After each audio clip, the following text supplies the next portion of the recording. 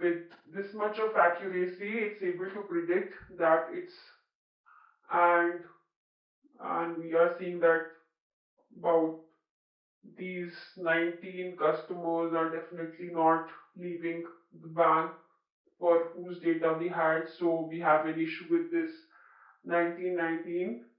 So this is one potential customer that might be leaving in some time, and we would like to see that what can be done to retain this customer. So we have a couple of ones here, so which have been read from the model that we have created. So we would let I just filter this down so that we can see potential customers.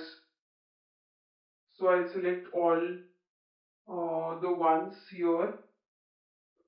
Yeah, so I see there are quite a few customers who might leave or would prefer leaving in some time. So this count is close to 121, which I see. So 121 customers here can be targeted with some campaigns, or we would like to give them some offers because our ML model says that they have potential chances of churning from the company. So I think our ML model has done a good job in identifying the people who might churn within some period of time, and we would want to take care of these people so that we can retain them back and we are still able to bring business from these customers.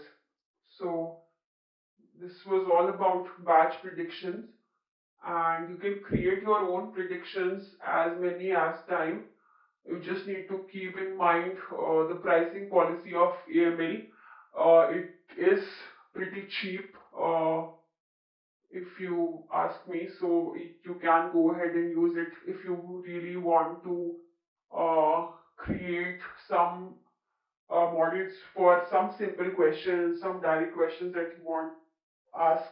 And I think it works well on a lot of data sets until and unless you don't want complex data sets coming into picture and you don't want a mixture of algorithms to be used.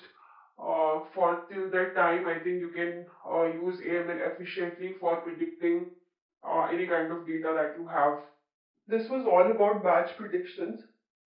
So for now, real-time predictions, I would like to say that if you remember, we discussed about creating a real-time endpoint when you want to use real-time predictions for your real-time data to be coming from any application.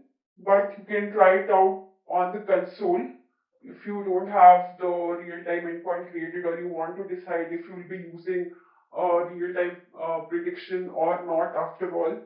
So for that, let's just see how that works as well. We'll go here into the drop down, select ML models, and yeah, so we were on that page, and we select the model that we want to use for creating our real-time predictions. So I'll be using this model because this has a higher accuracy. So I'll just go ahead and use this. Yeah, so this has loaded and we know this is the summary page. And if you see here down, we have tools here. And in that tools, I can see try real-time predictions.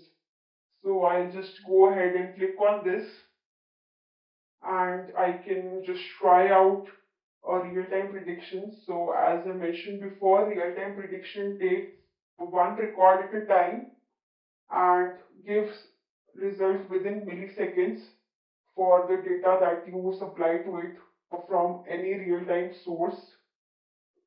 So for this trying out purpose, AML asks you to paste a record for which you want to give a value, or you can probably type a value manually here as well.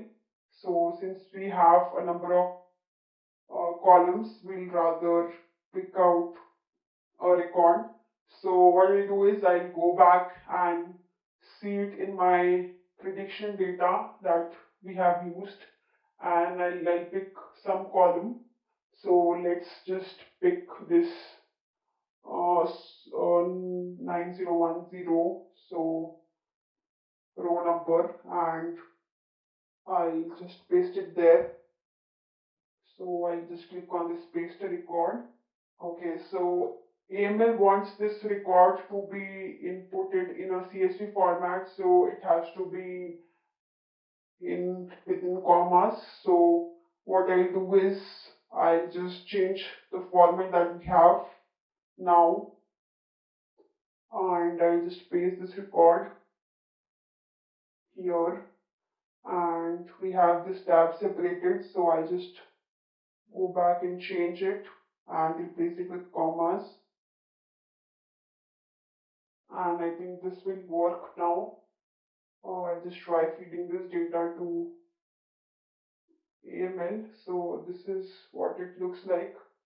I'll submit this.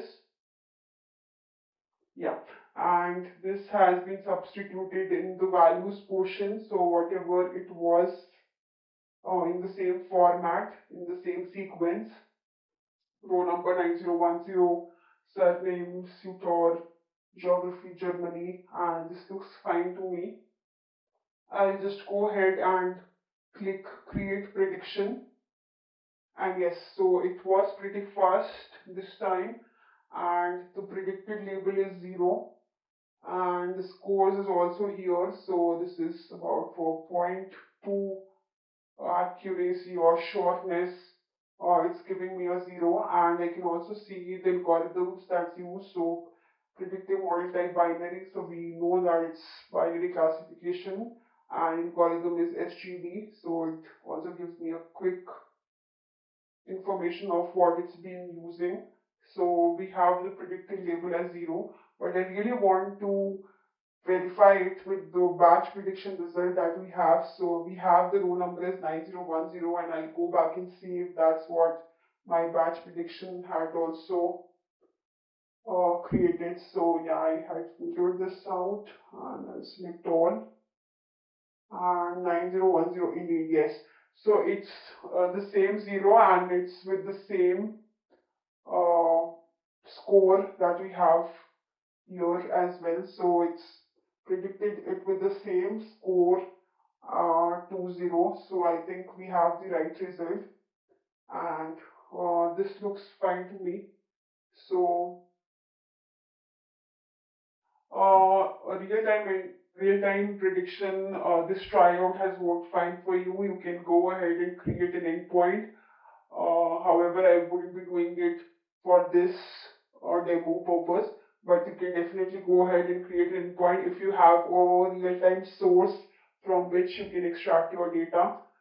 This was all about real-time predictions.